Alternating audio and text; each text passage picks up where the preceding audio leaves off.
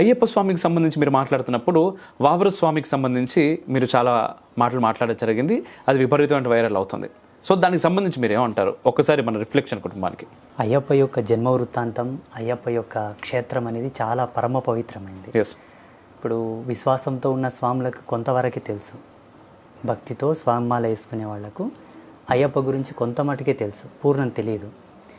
ఎన్నో పురాణాలను, శాస్త్రాలను, ధర్మగ్రంథాలను శోధించినప్పటికీ అవతార పరమార్థం తెలిసిన వాళ్లకు ఆ వావర స్వామి యొక్క సబ్జెక్ట్ అనేది తెలుస్తుంది. ఆయన ఎవరు, ఎందుకు అక్కడ అది నిలబెట్టారు, దేని కోణంతో దాన్ని మొక్కిస్తున్నారు అందరి చేత. నిజం. ఎన్నో భావాలు ఉన్నాయి, ఎన్నో నమ్మకాలు ఉన్నాయి. విశ్లేషకులు ఏం చెప్తారంటే ఇది మత సామరస్యానికి ప్రతీక అనుకోండి, అయ్యప్పకు ఆయనకు ఒక అనుబంధం ఉంది, సో అయ్యప్ప వరం ఇచ్చాడు, మనం తప్పకుండా ఆయన దర్శనం చేసుకొని వెళ్ళాలని ఎన్నో నమ్మకాలు చెప్తారు పెద్దలు. చెప్పేవాళ్ళు ఎన్ని నమ్మకాలు చెప్పినప్పటికీ మాకు సత్యం తెలుసు కాబట్టి వచ్చి మాట్లాడడానికి ముందుకు వచ్చాము. ఇప్పుడు ఇప్పటికీ మేము చెప్పకపోతే ఇంకెన్ని తరాలు చెడిపోతాయో, భావి తరాలు. ఇప్పటికే చాలా వరకు అందరూ ఏం తప్పు చేస్తున్నారో చూస్తున్నాం అందరం. ఇక ముందు ఎవరు తప్పు చేయకూడదని మేము ఆ మాట చెప్పడం జరిగింది. ఇప్పటికదే చెప్తున్నా, మనది పరమ పవిత్రమైనటువంటి ధర్మం. ఒక వెంట్రుక మోపేటంత స్థాను కూడా లేనటువంటి అపవిత్రపు చర్యలు మన దాంట్లో లేవు. మన ధర్మం మనకి ఇచ్చింది. ఎందుకు ఈ అసాంఘికమైనటువంటి పద్ధతి అని నాకు నచ్చదు. ఓకే. అక్కడ ఉన్నది ఏంటన్న విషయాల్లో ఎవరికి క్లారిటీ లేదు.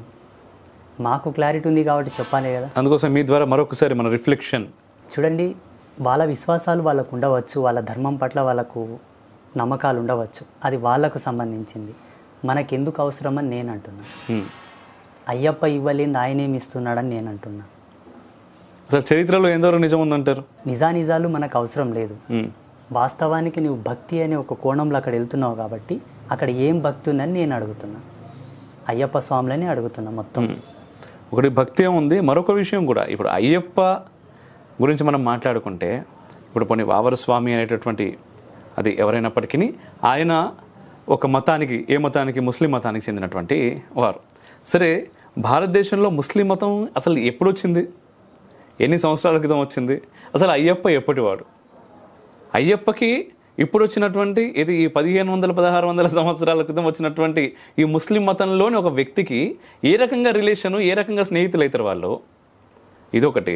రెండవది, అదే ఆ వావర్ ఆ దర్గాకి వెళ్ళినప్పుడు, లోపలికి వెళ్ళినప్పుడు అక్కడ కూర్చునే వ్యక్తులు కూడా వాళ్ళే ఉంటారు. వాళ్ళు ఎవరు కూడా స్వామియే శరణమయ్యప్ప అని నువ్వు ఒక శరణం చదువుతున్నప్పుడు వాళ్ళు ఎవరు కూడా శరణమయ్యప్ప అనరు. పోనీ ఆ సరౌండింగ్స్లో ఎక్కడైనా స్వామికి సంబంధించిన శరణాలు ఏమైనా రాసుంటాయంటే ఏం రాసుండవు. అక్కడ ఇంకో నోటీస్ బోర్డు ఉంటుంది. ఆ నోటీస్ బోర్డు నిజంగా చెప్తున్నాను స్వాములు, అక్కడికి వెళ్తున్న వారు దయచేసి గమనించండి. ఆ బోర్డు పైన ఏముంటుంది అంటే సుప్రీం మొత్తం ఒకడే దేవుడు అని ఉంటుంది. మరి ఆ దేవుడు ఎవరు?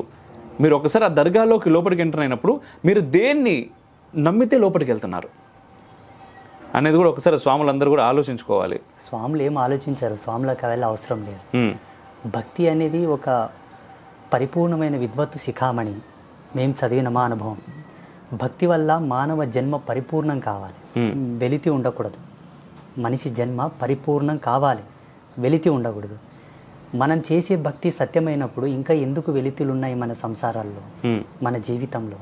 ఇది క్వశ్చన్ మార్క్. ఇక్కడ సాక్షాత్తు పరంజ్యోతి స్వరూపుడైనటువంటి అయ్యప్ప తీర్చలేనిది ఆ దర్గాలో మీకేం దొరుకుతుంది అని ఒకటి ప్రశ్న. పోనీ దొరుకుతుంది, వెళ్తారు. శాస్త్రీయత ఏమైనా ఉన్నదా? అది వాళ్ళ మత సిద్ధాంతాలు ఎలా ఉంటాయంటే, వాళ్ళు బై బర్త్ నుంచి కూడా పురుషులు మొలతాడు కట్టరు. మన సనాతన ధర్మంలో పురుషుడు అనేవాడు మొలతాడు కట్టకపోతే శారీరక ధర్మసూత్రాలను అనుసరించి ఆయనను పురుష భాగం లోపలికి తీసుకోరు. పూర్ణత్వంతో జన్మతః పురుషుడే, పరివర్తనలోకి తీసుకోబడు. శాస్త్రాల్లో దాని నిర్వచనం ఉన్నది. మొలతాడుకి వాళ్ళ యొక్క మత సాంప్రదాయాలను అనుసరించి వాళ్ళ మహిళలు బొట్టు పెట్టరు. మన సనాతన ధర్మంలో పుట్టినప్పుడు బిడ్డకు షోడశ సంస్కారాలలో ప్రథమ భాగమైనటువంటి సంస్కారంలోనే బొట్టు పెడతారు. ఫస్ట్ ఆరంభంలోనే. అక్కడి నుంచి అంతిమ సంస్కారం అంత్యేష్ట అయ్యేటప్పుడు బొట్టు తూడుపుతారు. ఇక్కడ బొట్టు పెట్టి అక్కడ బొట్టు తూడుపుతారు. అంటే ఎంత అర్థమో అంతరార్థం ఉండి ఉండవచ్చు దాంట్లో. మీ జీవన శైలికి, మీ కట్టు బొట్టుకు, అక్కడ ఉండేటటువంటి దర్గాకు 1% అన్న సింక్ ఉందా? పోలికలు ఉన్నాయా? ఆత్మవిమర్శ చేసుకోండి ఒకసారి. ఎస్. పోలికలతో పని లేదు స్వామి, మేము అక్కడికి వెళ్ళడం ద్వారా మాకు మంచి జరుగుతుంది అని మీరు అనుకుంటే అయ్యప్ప కన్నా వావరు గొప్పవాడా? నువ్వు ఎవరికి మాల వేశావు? ఎవరికి దాసోహం చెప్పడానికి వెళ్తున్నావు? ఇప్పుడు సేవకుని సేవిస్తున్నావా, ప్రభువుని సేవిస్తున్నావా? అద్భుతమైన ప్రభువు కన్నా సేవకుడే గొప్పవాడు అంటావా? ఏ విధంగా గొప్పవాడు, దేంట్లో గొప్పవాడు, అది మీరు తేల్చుకోవాల్సింది. సరే, తెలియక వెళ్ళారు, ఇంతకాలం జరిగింది, ఇప్పుడు తెలుసుకోండి. విషయ పరిజ్ఞానం మీకు లేకపోవచ్చు, భగవంతుడు మాలాంటి వాళ్ళతో చెప్పిస్తున్నాడు. అంతే. దైవం మానుష రూపేణ అనే సూక్తి ఉన్నది కదా మన ధర్మంలో. ఆ అయ్యప్ప స్వామి మాలాంటి వాళ్ళ హృదయ సీమలో వసించి మీరు చెబితే వింటారని మాతో చెప్పిస్తున్నాడేమో, గ్రహించగలగాలి కదా. ఎస్. ఇప్పుడు చరిత్రకారులు వావర్ అనే వ్యక్తి ఒక ట్రైబ్ పర్సన్ అని కొందరు చెప్తున్నారు, కొందరేమో అయ్యప్ప భక్తుడే ఆ విధంగా మారాడు, మారిన తర్వాత అక్కడ సమాధి చేయడం జరిగిందని కొందరు చెప్తున్నారు. చరిత్ర పలు విధాలుగా కొందరు అయ్యప్ప స్వామి స్నేహితుడు అనే చెప్తున్నారు. అది పక్కన పెడదాం. మేము సత్య సనాతన ధర్మపు యొక్క వారసులుగా శాస్త్రీయమైనటువంటి అన్ని మూలాలను విశ్లేషించిన వ్యక్తులుగా మేము చెప్తున్నాము. దయచేసి వావర స్వామి దర్గాకు మొక్కకండి. మొక్కితే మీ దీక్షలు నశ్వరం, మీ దీక్షలు సఫలం కానట్టే, అయ్యప్ప అనుగ్రహం మీకు రాదు. ఎందుకంటే అక్కడ ఉన్నది ఒక సమాధి. దీక్షనేమో పరమ పవిత్రమైనది, సమాధిని చూసి మళ్ళీ అయ్యప్పని చూడడం ఎలా? పోనీ అయ్యప్పని చూసి వచ్చిన తర్వాత సమాధిని చూడడం ఎలా? నిజం. ఇది ఎందుకో మన దీక్షను, మన యొక్క సత్యాన్ని కనుమరుగు చేసి డైవర్ట్ చేయడానికి ఏర్పాటు చేసిన కోణం అనుకోవచ్చు. ఖచ్చితంగా అలాగే అనిపిస్తుంది. కుట్ర. ఈ కుట్ర నుంచి ఇకనైనా మనం బయటపడాలి కదా. ఖచ్చితంగా బయటపడాలి. ప్రతి హిందువు దీన్ని తెలుసుకొని, అయ్యప్ప మాల వేసుకునే ప్రతి అయ్యప్ప కూడా దీన్ని గ్రహించి ఇక ముందు ఈ తప్పు చేయవద్దు. ఒక ఆజన్మాంత బ్రహ్మచారిగా నా రిక్వెస్ట్ అందరికీ. స్వామి, ఖచ్చితంగా చూశారు కదా. ఖచ్చితంగా మీరు చాలామందికి చెప్పే ప్రయత్నం చేయరు. మీ చుట్టూ ఇట్లాంటి వ్యక్తులు ఉంటారు చాలామంది గురుస్వాములు. ముఖ్యంగా మీరు చెప్తే మీ దగ్గర ఉన్నటువంటి మీ కుటీరంలో ఉన్న స్వాములు అందరూ వింటారు. ఎందుకంటే గురుస్వాములు తీసుకెళ్ళేది ఫస్ట్. సో గురుస్వాములందరికీ మా విజ్ఞప్తి అనుకోరు దీన్ని. మరికొంతమంది సంఘ సంస్కర్తలు, సమాజ ఉద్ధరకు, అది వేరే లెవెల్. ఇక సమాజ శ్రేష్టం కోరే వాళ్ళు ఏమంటారంటే ఇది లౌకిక దేశం అని, వాళ్ళు ఇది మత సామరస్యం అని, మనమందరము భాయి అని కలిసిమెలిసి ఉండాలని ఇది పెట్టారండి, మీరు ఇట్లా మాట్లాడొద్దు, ఇంతకాలం కలిసి ఉన్న మా భావాలు విడిపోవడం మీకు సమంజసమేనా అని నన్ను చాలామంది ఫోన్ల ద్వారా పరామర్శించారు. నన్ను భాయి చారా అనేది ఇక్కడ ఒక్కడు ఉంటే సరిపోదు, ఒకవైపు నుంచి ఎప్పుడు కూడా ఉండదు. అజ్మీర్ దర్గా ఉన్నది. నేను కూడా అజ్మీర్ దర్గా పక్కలో ఒక కొంత స్థలం కొని నేను ఒక అమ్మవారి దేవాలయం కడతాను. కట్టడానికి మీరు ఒప్పుకుంటారా? ఒప్పిస్తారా? చాలా దూరం వెళ్ళారు మీరు. బేసిక్గా కడప దర్గా లోపలికి బొట్టు పెట్టుకొని లోపలికి వెళ్తుంటే ఆపి బొట్టు తూడిపేసి లోపలికి తీసుకెళ్తారు. బొట్టు తూడిపేయాలి, పైన టోపీ పెట్టుకోవాలి. భాయే కదా. పోనీ ఇంకా వాళ్ళ దేవుణ్ణి దర్శించుకోవడానికి వెళ్ళడానికి కూడా వాళ్ళ దానికి సంబంధించే మనం పాటించాలి. వేర్ వి ఆర్ అంతే. అది మనం మనకొకటి ఉంటే సరిపోదు, వాళ్ళకు కూడా ఉండాలి. అప్పుడు మేము స్వీకరిస్తాం, మేము స్వాగతిస్తాం. సనాతన ధర్మం అంటేనే ఈ ప్రపంచంలో ఉండే సర్వమానవాళి సౌభ్రాతృత్వాన్ని కోరుకునేది. సర్వమానవాళి, అందులో వాళ్ళు మనం అందరం మానవులమే. చీలికలు మీరు పెడుతున్నారు కాబట్టి మేము కూడా పెట్టక తప్పదు. ఇప్పుడు అటు నుంచి వచ్చినప్పుడు ఖచ్చితంగా ఇటు నుంచి వస్తుంది. అది కూడా ఉన్నది ధర్మంలో. ముందు ఈ సామరస్యము, ఈ బుజ్జగింపులు, ఈ లాలింపులు ఉండవు. మీరు పెడతామన్నా మేము ఉండం. బేసిక్గా ఏంటంటే అలవాటు చేసిర్రు కాబట్టి ఈ మాత్రం ఉంది. ఎగ్జాక్ట్లీ. ఇప్పుడు కొంచెం తెలుసుకుంటున్నారు. హిందూ సమాజం నిద్ర లేస్తున్నది పాపం. మా పెద్దలు చనువిచ్చారు కాబట్టి 500 సంవత్సరాలు మా ప్రభువుని మేము కొలుచుకున్నటకు ఏడవాల్సి వచ్చింది. ఎంత 72 మంది సాధువులు నిరాహార యోగులుగానే వెళ్ళిపోయారు. ఆ స్వామివారి యొక్క దేవాలయం గురించి, శ్రీరామచంద్ర ప్రభువుల దేవాలయం గురించి 72 మంది స్వామీజీలు. మాకు తెలుసు, ఆల్ ఇండియా సాధు సంత పరిషత్తులో నేను మెంబర్ని. మేము స్వామీజీల మందరం కలిసి సమావేశం చేసుకుంటాం, మాట్లాడుకుంటాం. 72 మంది స్వామివారి దేవాలయం కడితే చూడాలని ఆశతో నిరాహార యోగులుగానే వెళ్ళిపోయారు. వాళ్ళ ఉసురు ఊరికే బోదులే, అనుభవిస్తారన్నీ. దైవం అనేవాడు సత్యమైతే, మీరు కొలిసే దేవుడే సత్యమైతే, ఈ హింసకు మీరు చేస్తున్నటువంటి ఈ అఘాయిత్యాలకు చెల్లించుకోక తప్పదు.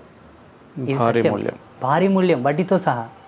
అయితే ఇక్కడ మన సనాతనులు గ్రహించాల్సిన అంశం ఏంటంటే మత సామరస్యం అనే పదము వాడవద్దు. వాడవలసి వస్తే మనకన్నా దౌర్భాగ్యులు వేరొకరు ఉండరు ఇంకా సమాజంలో. కళ్ళుండి తోవ వెతుకుతున్న వాళ్ళలాగా అయిపోతాం మనం. మీరే అర్థం చేసుకోండి.